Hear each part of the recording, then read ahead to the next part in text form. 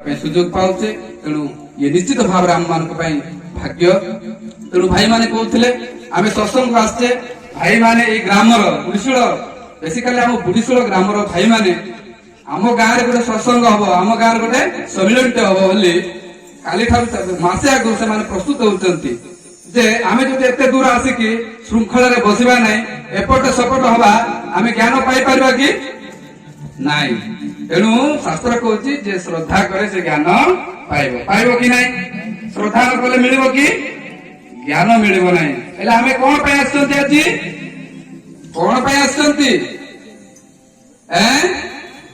ज्ञान पाइबा पे आछंती दुनिया रे जदी सबुठु श्रेष्ठ बलिष्ठ बोले किछि जदी थिबो से अछि ज्ञान भगवान धरापृष्ठ भगवान बोले जदी किए जने थिबो सेला ज्ञान आज जदि मुनि ऋषि माने कि आज आम मंच रे उपस्थित अच्छा आम सर्वोच्च सभापति संपादक आम गुराज्ञा माने से ज्ञान थिबारु आज आम डाकी काढ़ी से ज्ञान खाली पाखे ना खाली मो पाखे ना से ज्ञान समस्त भितर अच्छी अच्छी कि नहीं से ज्ञान समस्त भितर लुचिकी अच्छी तेणु शास्त्र कहूँ समस्त भितर ज्ञान अच्छी समस्त भितर शक्ति अच्छी समस्त भितर प्रतिभा अच्छी समस्त भितर व्यक्ति अच्छी समस्त भितर स्नेह प्रेम भक्ति समर्पण समस्त भितर अच्छी आम किसी अज्ञानता कारण लुचिकी रही ज्ञान को परिप्रकाश आग को आने समस्त कौन करे गोटे व्यवस्था करे व्यवस्था नाम कौन सत्संग सम्मिलनी सभा समिति ए सब माध्यम भीतर ज्ञान जागृत सदन नहीं ना कौन बोलते तेणु भगवान लिखि कौन मनुष्य देह दिव्य ज्ञान देखि संतोष भगवान गोविंद गोविंद गोविंद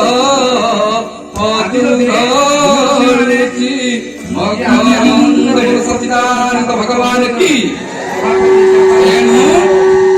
ज्ञान ही पाइबा कहीं ज्ञान ही हमको परिवर्तन आनिब आज जदि आम एत दूर आसी से ज्ञान पाए संपूर्ण ज्ञान गीतार भी लिखी भगवान ज्ञान स्वयं जुग संसिद्धि काले ज्ञान समस्त कौन पवित्र जिन थी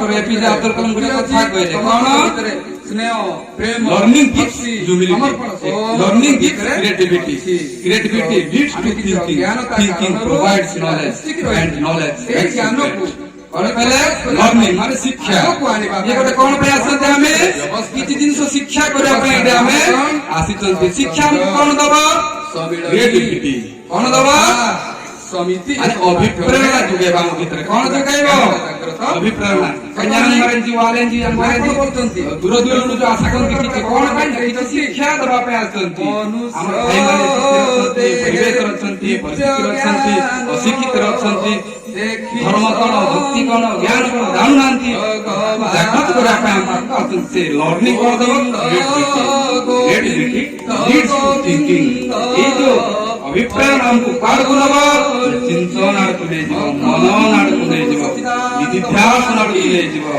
कहीं साधना तीनटा सोपान अछि श्रवण ही पाइबा मनन निधिध्यास आले हमें जहाँ जहाँ सुनिथिबा ताकू मनन करबा दरकार मनन न करे किछि फायदा हो नै एकांत सुनुथिबा एकांत उड़ेबा बेले लाभ नहीं तेणु करी आमे प्रथमे सुनिबा श्रवण अछि प्रथम भक्ति शास्त्र रे वर्णित नवधा भक्तिर प्रथम अवस्था अछि श्रवण श्रवणं कीर्तनं विष्णु स्मरणं पाद सेवनं अर्चनं वंदनं दास्य सक्षमात्म निवेदन बोलो सच्चिदानंद भगवान की तेणु आज आम श्रवण प्रथम भक्ति कौन श्रवण होती मनुष्य प्रथम भक्ति श्रवण आम आसिक शुणा नहीं भक्ति आसी शिक्षा भक्ति माने कौन आए फूल का भक्ति भक्ति भक्ति ଭକ୍ତିର ପ୍ରଥମ ଭାଗ ହେଉଛି ଶ୍ରବଣ। କଣ ଶ୍ରବଣ କରିବା? ଭଗବାନଙ୍କର ଗୁଣ, ଭଗବାନଙ୍କର ନାମ, ଭଗବାନଙ୍କର ମହିମା ଶ୍ରବଣ କରିବା। ଖାଲି ଶୁଣିଲେ ହବ ନାହିଁ, ମନନ କରିବା। ତାପରେ ଶାସନକୁ ସେ ଆମକୁ ନେଇଯିବ। ଯୋଉଠୁ ଆମେ ଆସିଥିଲେ ସେଇଠିକି ସେ ଆମକୁ ନେଇଯିବ। କାହିଁକି ନା ଏ ମଣିଷ ହଉଛି ଦେବ ଦୁର୍ଲଭ ବୋଲି ଶାସ୍ତ୍ରରେ କୁହାଯାଇଛି। ଏ ଶରୀର ହଉଛି କଣ? ଦେବ ଦୁର୍ଲଭ। 184 ଜନ୍ମ ପରେ ଗୋଟେ ମଣିଷ ପୁଣି ଧରା ପଡ଼ିଥିଲା। ଶାସ୍ତ୍ରରେ କହୁଛି କେତେ ଲକ୍ଷ? 84 ଲକ୍ଷ। କେତେ କେତେ ଜନ୍ମ ହେଲା ପରେ ମଣିଷ ଶରୀର ଆମକୁ ମିଳିଛି। କଣ ମିଳିଛି? ମଣିଷ ଶରୀର ଆମକୁ ଶରୀରକୁ ଦେବ ଦୁର୍ଲଭ ବୋଲି କୁହାଯାଇଛି। ଶାସ୍ତ୍ରରେ କୁହାଯାଇଛି ଦେବ ଦୁର୍ଲଭ ମାନବ ଶରୀର ସାଧନାର ଏକ ଯନ୍ତ୍ର। ବହୁ ଜନ୍ମ ପରେ ପାଇଛ ଜୀବନ ଜପିବାକୁ ମୋକ୍ଷ ମନ୍ତ୍ର।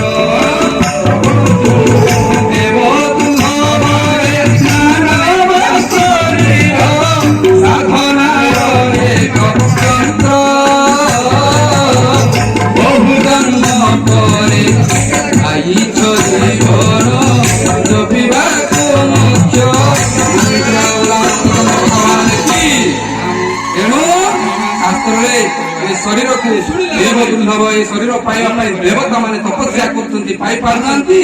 ଆଜି ଆମେ ମଣିଷ ଜନ୍ମ ପାଇଛେ, ଦୁଃଖର ବିଷୟ। ଆମେ କଣ କରିବା ପାଇଁ ମଣିଷ ଶରୀର ମିଳିଛି? ଖାଇ ପିଇକି ଏସ୍ କରିକିରି ଗଡେଇକିରି ନଷ୍ଟ କରିବା ପାଇଁ ମିଳିଛି କି? ନା ବନ୍ଧୁ, ସାଧନା କରିବା ପାଇଁ ମିଳିଛି। ଏ ଶରୀରକୁ ଦେବ ଦୁର୍ଲଭ ବୋଲି କୁହାଯାଇଛି। ଶରୀର ମାଧ୍ୟ ତଳ ଧର୍ମ ସାଧନ ବୋଲି କୁହାଯାଇଛି। ଯେ ଧର୍ମ କରିବା ପାଇଁ ଶରୀର ଥିବାର ଅଛି। ଏ ଦେହ ଥିଲେ ସର୍ବ ପାଇ ଜଳେ ଦେଶ ଚନ୍ଦ୍ର ଛାଇ। ଭାଗବତରେ ଲେଖା ହେଇଛି ଏ ଶରୀର ଥିଲେ ସିନା ତମେ ସବୁ କିଛି କରିପାରିବ। ଭାଇ ମୁଁ ଶରୀର ଭଲ ଥିଲା ବେଳକୁ ମୁଁ ସତ୍ସଙ୍ଗ ଯାଇନି, ଶରୀର ଭଲ ଥିଲା ବେଳକୁ ମୁଁ ଭକ୍ତି କରିନି, ବାପା ମାଙ୍କୁ ଭକ୍ତି କରିନି, ସ୍ୱାମୀକୁ ଭକ୍ତି କରିନି, ସମାଜକୁ ଭକ୍ତି କରିନି, ଗୁରୁଜନ ମାନଙ୍କୁ ଭକ୍ତି କରିନି, ଭଗବାନଙ୍କୁ ଭକ୍ତି କରିନି। ଦେନ୍ କଣ ପାଇଁ ମୁଁ ଶରୀର ପାଇଛି? ଶରୀରକୁ ଦୁର୍ଲଭ ବୋଲି କୁହାଯାଇଛି। ଆଉ ଆକାଶରେ ଚନ୍ଦ୍ର ସିନା ଥିବାରୁ ଛାଇଟା ତଳେ ପଡୁଛି। ଆକାଶରେ ଯଦି ଚନ୍ଦ୍ର ଥାନ୍ତା ଛାଇ ପଡିଥାନ୍ତା କି? ଆସ ପିଲେ ଧରିବା ଜହ୍ନ ଗୋଟେ ପୋଖରୀରେ ଦୁଷୁଛି। ପିଲାମାନେ ଦେଖିଲେ, ମାଙ୍କଡ ମାନେ ଦେଖିଲେ ଜହ୍ନଟା ଦୁଷୁଛି, ଚାଲ ଧରିବା ବୋଲି ସେମାନେ ଚିନ୍ତା କଲେ। ବୁଝିଲ, ଗଛ ଉପରୁ ଚଢିକିରି ଲଟକି ଧରିବା ପାଇଁ ଚେଷ୍ଟା କଲେ। ବଢିଆ ଗପଟି ସେଟା ଆପଣ ଚଢିକି ଆସିଛନ୍ତି। ଚନ୍ଦ୍ରଟା ଥିବାରୁ ସିନା ଜହ୍ନଟା ଦିଶିଲା, ନଥିଲେ ଦୁଷାନ୍ତା କି? କିନ୍ତୁ ସେ ପାଣିରେ ଥିବାଟା କଣ ଦେଖାଯାଉଛି? ସତ ଜହ୍ନ କି? ନାଇଁ, ସତ ଜହ୍ନଟା କୋଉଠି ଅଛି? ଉପରେ ଅଛି। କିନ୍ତୁ ଡୁପ୍ଲିକେଟଟା କୋଉଠି ଦୁଶୁଛି? ଧରିକି ଗଲା ବେଳକୁ ପାଣି ଚହଲି ଗଲେ ଦେଖା ଯାଉନାହିଁ। ସେମିତି ବନ୍ଧୁମାନେ ଏ ଜଗତ, ଏଇ ଦୃଶ୍ୟମାନ ଜଗତର ଆମ ବନ୍ଧୁ ସବୁବେଳେ ସତ୍ୟ ଦେଖାଯାଉଛି। ଶାସ୍ତ୍ରରେ କୁହାଯାଉଛି ଦୃଶ୍ୟମାନ ଜଗତ ସତ୍ୟ, କିନ୍ତୁ ଏ ବାସ୍ତବ ସତ୍ୟ ନୁହେଁ। ଆମେ ଉପରେ ପଡିକି ମାୟା କରିକି ଅଜ୍ଞାନର ପଡିକି ଅହଙ୍କାର, ଲୋଭ, ମୋହ, ଅଜ୍ଞାନତା ଭିତରେ ଚଢି ରହିଯାଇଛେ। କିନ୍ତୁ ଏ ବନ୍ଧୁ ସବୁ ତ୍ୟାଗ କରିବାକୁ ପଡିବ। ପାଇବା ପାଇଁ ଲେଖିଛି ତ୍ୟାଗ କରିବାକୁ ପଡିବ। ଆମ ଭିତରେ ଥିବା ଷଡ଼ରିପୁ, କାମ, କ୍ରୋଧ, ଲୋଭ, ମୋହ, ମଦ, ମାତ୍ସର୍ଯ୍ୟ, ଅଜ୍ଞାନତା, ଅହଙ୍କାର, ପରସ୍ପରିକାନ୍ତର ପୂଜନ ତ୍ୟାଗ କଲେ ଯାଇକି ଆମ ଭିତରେ ଦେବ ଗୁଣ ପ୍ରକାଶ ହବ। ଶାସ୍ତ୍ରରେ ଲେଖା ହେଇଛି 26ଟା ଦୈବୀ ଗୁଣ ବୋଲି ଲେଖାଯାଇଛି। ବନ୍ଧୁ, ଖରାପ ଗୁଣକୁ ତ୍ୟାଗ କରିକି ଆମେ ଆମ ଅନ୍ତର ଭିତରେ ଦେବ ଗୁଣ ଭରିଦେବା ନା, ଆମ ହୃଦୟଟା ବୈକୁଣ୍ଠ ହେଇଯିବ। ଭଗବାନଙ୍କୁ ଖୋଜିବାକୁ ପଡେ ନା, ଭଗବାନଙ୍କୁ ବୁଝିବାକୁ ପଡେ।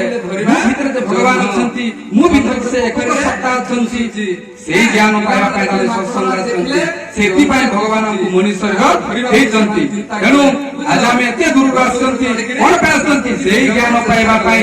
ତେଣୁ ଚିନ୍ତା କରନ୍ତୁ ନା, ଥିଙ୍କିଂ ଲିଡ୍ସ ଟୁ କଣ? Creativity leads to thinking, thinking provides knowledge.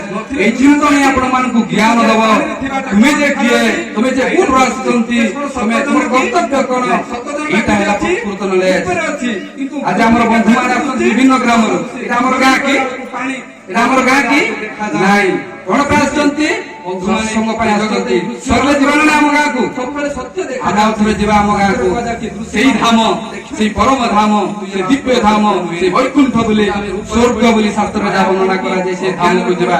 ଅହଙ୍କାର କିନ୍ତୁ ମୁନି ଋଷିମାନେ କହନ୍ତି ବୈକୁଣ୍ଠ ତ ଯିଏ ମରିବ ସେ ଆକା ଦେଖିବ କିନ୍ତୁ ମୁନି ଋଷିମାନେ କହନ୍ତି ବନ୍ଧୁ ବୈକୁଣ୍ଠ ଏଇଠି ତିଆରି କରିବାକୁ ପଡିବ ଆମ ପରିବାର ଭିତରେ ତିଆରି କରିବାକୁ ପଡିବ ଆମ ପରିବେଶ ଭିତରେ ସେ ବୈକୁଣ୍ଠ ତିଆରି କରିବାକୁ ପଡିବ ସେ ବୈକୁଣ୍ଠ କେମିତି ତିଆରି ହେବ ଆମ ଭିତରେ ଯଦି ଭଲ ଗୁଣ ଉଦୟ ହେଇଯିବ ଆମ ଭିତରେ ଯଦି ସ୍ନେହ ପ୍ରେମ ଭଲ ପାଇବା ଭକ୍ତି ଜିଜ୍ଞାସା ସୃଷ୍ଟି ହେଇଯିବ ସେତେବେଳେ ଆମ ପୃଥିବୀଟା ବୈକୁଣ୍ଠ ହେଇଯିବ ବୋଲେ ସଚ୍ଚିଦାନନ୍ଦ ଭଗବାନ କି ତେଣୁ ସେଇ ଜ୍ଞାନ ପାଇବା ପାଇଁ ଆମେ ଆସିଛନ୍ତି ତେଣୁ ଭୁଲି ଗଲୁ କିନ୍ତୁ ଖାଲି ହାତରେ ଆସିଥିଲୁ କାନ୍ଦି କାନ୍ଦି ଗଲା ବେଳେ କିମ୍ବା ମନେ ନେଇଥିଲୁ ସବୁ କାନ୍ଦି ସେଥିପାଇଁ ଥିଲି ଆଉ କାହାର ଭୋଗ ତେଣୁ ଆଜି ଆମେ ତା କ୍ଷୟଟିଏ ନବା ପାଇଁ ଛାଡି ପାଇବା ପାଇଁ ଆମେ ଆସିଲା ବେଳେ ତ ଏକା ଆସିଥିଲେ ଗଲା ବେଳେ ବେକା ଯିବା ହେଲେ ଗଲା ବେଳେ ଆମେ ନେଇଯିବା ପାଇଁ ପ୍ରୟାସ କରୁଛୁ ଯୋଉ ଜିନିଷ ଆମେ ନେଇକି ଯିବା ସେ ଜିନିଷ ଆମେ ସଂଗ୍ରହ କରୁନୁ କରୁଛୁ କି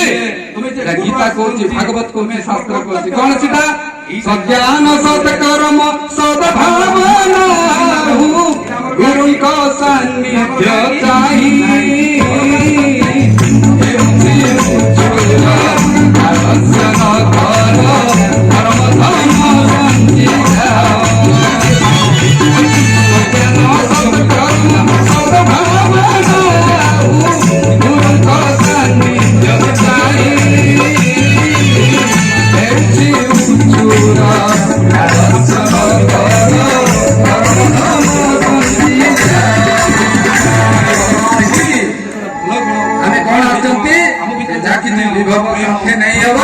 ସଂଗ୍ରହ କରି ତାକୁ ସୂକ୍ଷ୍ମ ବିଷୟକୁ ଅନାଦର କଲୁ ବଦିଲୁ ନାହିଁ ଯାହାକୁ